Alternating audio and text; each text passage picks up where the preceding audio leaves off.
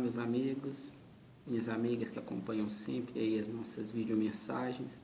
Hoje vamos dar continuidade àquele estudo sobre o livro do Apocalipse. E parando um pouquinho no livro do Apocalipse hoje, nós vamos puxar de um outro livro alguns conceitos importantíssimos para as próximas videomensagens.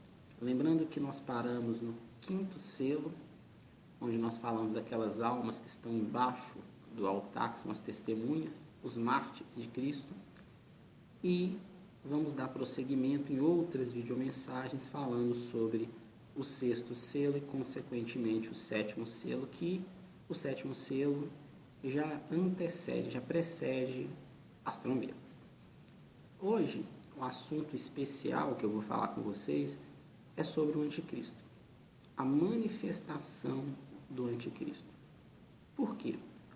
Todos os acontecimentos, alguns acontecimentos irão representar a ira de Deus, porém, grande parte dos acontecimentos que serão realizados, que ocorrerão, acontecimentos ruins, terríveis, dos quais nunca ocorreram antes e jamais haverão, a não ser nesse período, serão através do poder do anticristo.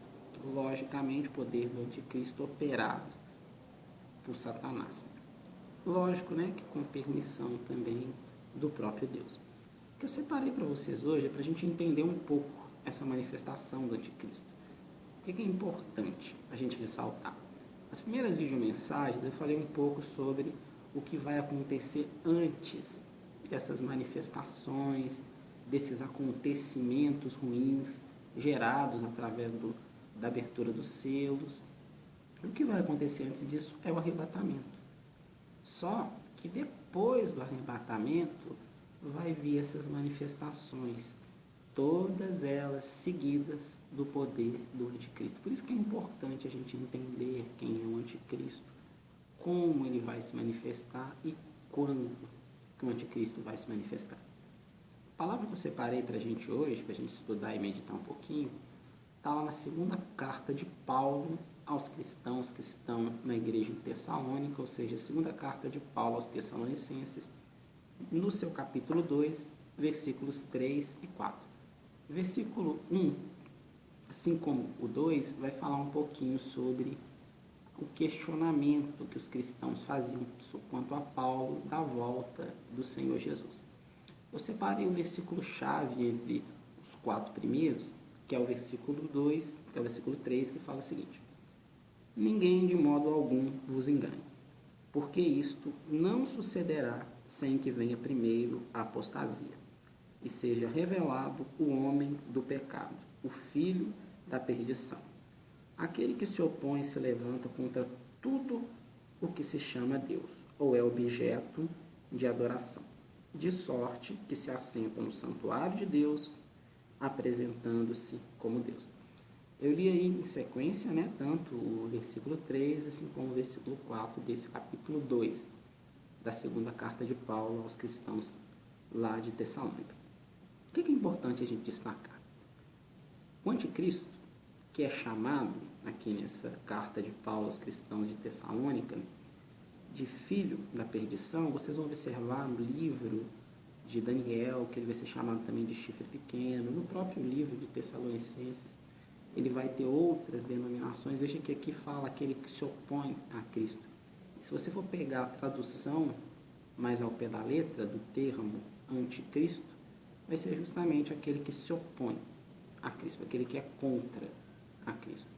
Então, gente, para mim, na minha análise de outros versículos bíblicos, de outros livros na Bíblia que falam sobre o anticristo, um dos mais sucintos e resumidos de tudo o que vai preceder, de tudo que vai representar a vinda do anticristo, é esse versículo 3 e versículo 4 da 2ª carta de Paulo aos Tessalonicenses, no capítulo 2.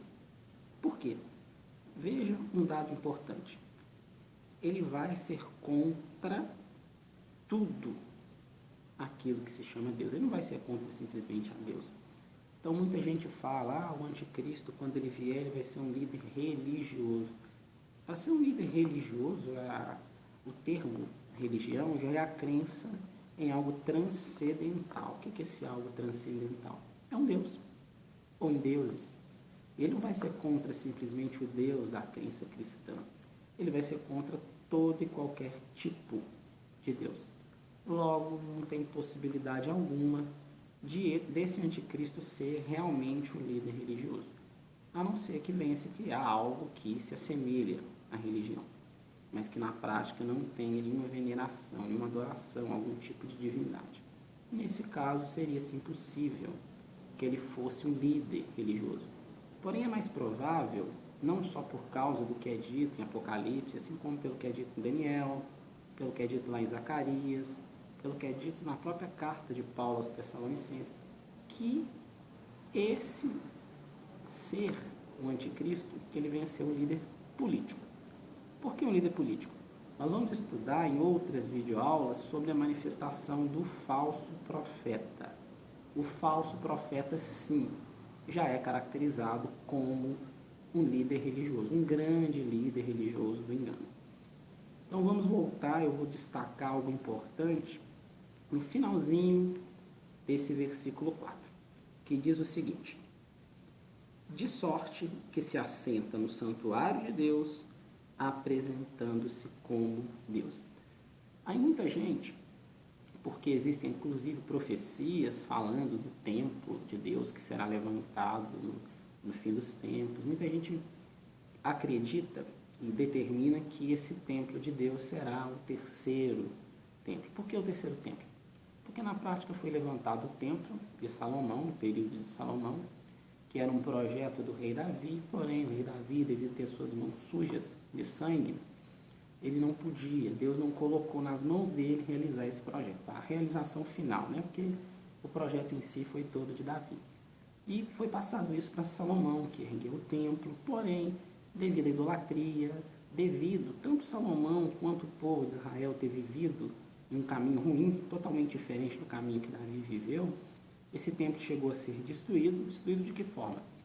Os povos, os grandes impérios, babilônios, assírios, romanos, gregos, eles vieram a pôr o povo de Israel em cativeiro e o povo de Israel chegou a ser dominado, inclusive a ser queimado e destruído todo o templo. Depois, com Esdras e Neemias, pós-cativeiro assírico, o povo voltou. Assírio e Persa, o povo retornou para Israel. E com isso, assim como Esdras, Neemias, porque os dois tiveram funções parecidas, um de parte mais governamental, que era Neemias, e Esdras já de questão mais religiosa. Mas tanto um quanto o outro tiveram um papel fundamental nesse levantamento, nesse ressurgimento do povo de Israel. O templo foi levantado novamente, porém, novamente, o templo veio a ser destruído. E muitas pessoas, muitos teólogos, estudiosos bíblicos, acreditam que esse templo será reerguido como o terceiro templo. E sendo reerguido novamente, essa palavra que o anticristo, ele vai se assentar no santuário de Deus, vai se fazer como Deus, ela vai se cumprir. O que eu acredito? Eu não acredito que o anticristo ele vá se assentar em um templo físico, porque se a gente observar, vamos lá no começo desse versículo 3 do capítulo 2 da segunda carta aos Tessalonicenses, que fala o seguinte: ninguém de modo algum vos engane, porque isto não sucederá sem que venha primeiro a apostasia. Se você verificar em uma de nossas videomensais anteriores, eu falei um pouquinho do que é essa apostasia, que é esse abandono, esse esfriamento da fé. Não estou falando simplesmente da fé cristã, tá? Mas estou falando esse abandono da fé em Deus. Nos dias de hoje tem ocorrido sim uma apostasia grande, mas não é essa apostasia que está se referindo. Porque essa apostasia sim, ela irá preceder a vinda do anticristo. Então quando você vê que grandes líderes, homens de Deus, pessoas que viviam uma fé real, ou pessoas que viviam, seja uma fé real no cristianismo, ou seja uma crença religiosa fervorosa, e passam a abandonar essa fé, viver de forma apóstata, contrária à fé que elas tinham em certo momento, é um dos sinais claros da manifestação do anticristo.